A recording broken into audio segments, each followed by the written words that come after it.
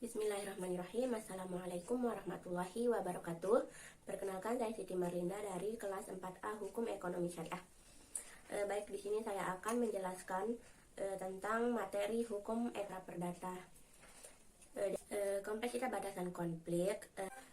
Konflik berasal dari bahasa Latin confligere yang berarti benturan. Konflik adalah suatu situasi di mana dua atau orang atau banyak orang atau sekelompok orang yang tidak setuju terhadap suatu permasalahan yang menyangkut kepentingan banyak orang, atau dengan timbulnya permasalahan permusuhan satu dengan yang lainnya yang biasanya menimbulkan kekerasan. Namun dalam pemakaian sehari-hari sering terdapat perbedaan. Kata perselisihan lebih sering diasosiasikan dengan perbedaan yang tidak sampai pada kontak fisik atau kekerasan. Dengan demikian, maka untuk membedakan apakah itu perselisihan atau konflik, orang sering melihat pada bentuk kemunculannya. Jika bentuk kemunculannya adalah perbedaan yang tidak sampai melahirkan kekerasan, maka orang cenderung menyebutnya perselisihan. Jika itu muncul dalam bentuk kekerasan, maka sering disebut konflik. Dalam bahasa Indonesia, ada satu lagi kata yang kurang lebih memiliki makna yang sama dengan perselisihan dan konflik. Kata tersebut adalah sengketa. Praktik peradilan di Indonesia, istilah sengketa disamakan dengan perselisihan. Frase yang paling umum dipakai adalah para pihak yang bersengketa. Bahkan istilah bersengketa ini lebih umum daripada istilah berselisih jika itu sudah menyangkut lembaga peradilan. Adapun cara penyelesaian masalah yaitu melalui jalur pengadilan atau litigasi dan melalui arbitrase. Pendekatan terhadap konflik yaitu pendekatan ketahanan sosial, pendekatan kesejahteraan, pendekatan keamanan, dan pendekatan asimilatif, pendekatan pembagian kekuasaan, pendekatan hukum. Kemudian materi yang kedua yaitu tentang hukum acara perdata di Indonesia.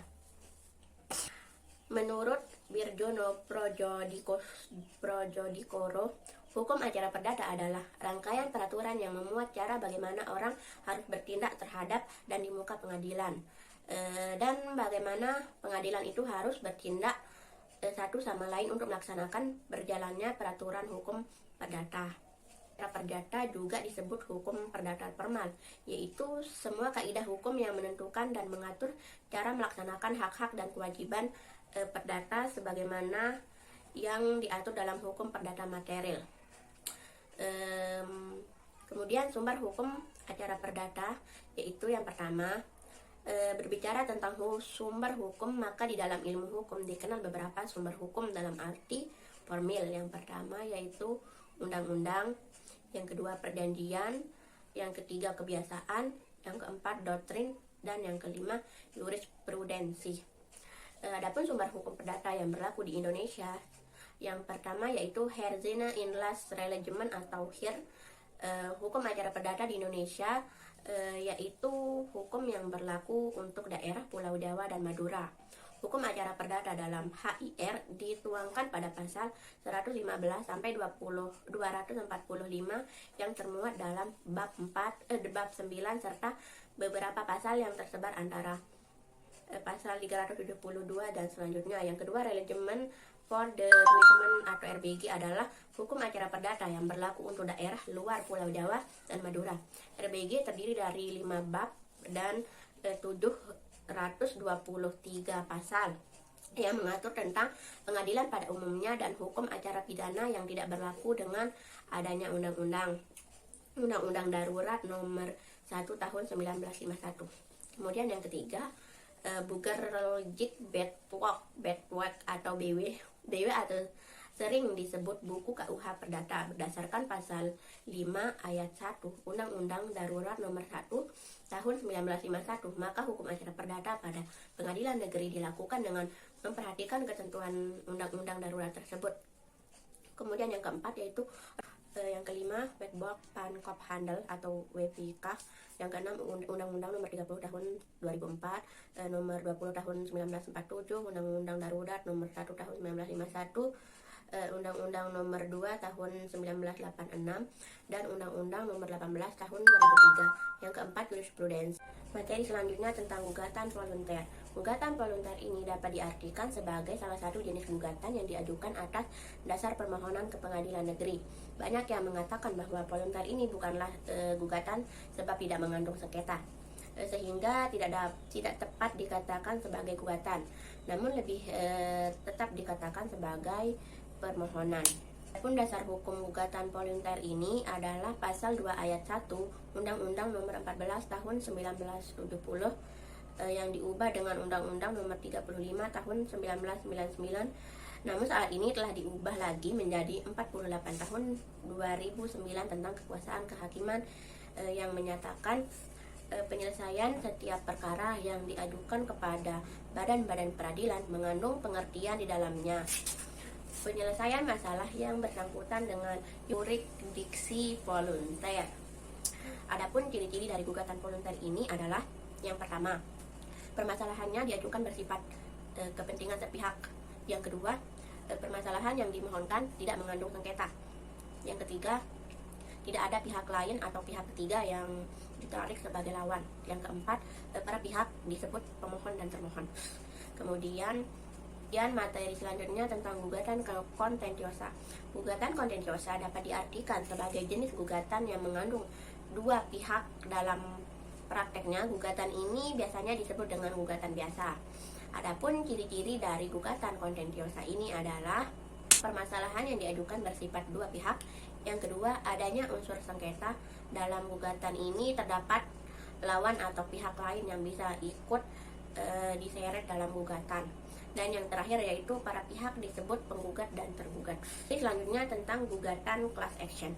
Gugatan class action ini dapat diartikan sebagai gugatan kelompok. Ahmad Santoso menyebutkan class action pada intinya adalah gugatan perdata yang biasanya terkait dengan permintaan injunction atau ganti kerugian yang diajukan oleh sejumlah orang dalam jumlah yang tidak banyak, misalnya satu atau dua orang dan lebih sebagai perwakilan kelas, mewakili kepentingan mereka sekaligus mewakili kepentingan ratusan atau ribuan orang lainnya yang juga sebagai korban.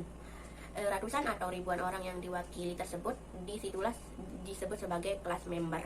Mengacu pada peraturan perundang-undangan yang berlaku, gugatan class action ini diatur dalam Parma nomor 1 tahun 2002 tentang acara gugatan perwakilan kelompok.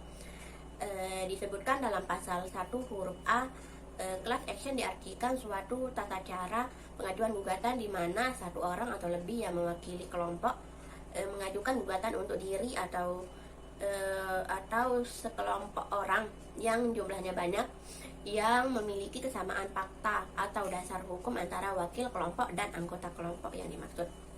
Materi selanjutnya tentang kompetensi absolut. Kompetensi absolut pengadilan agama adalah kekuasaan peradilan agama yang berhubungan dengan jenis perkara yang menjadi kewenangan.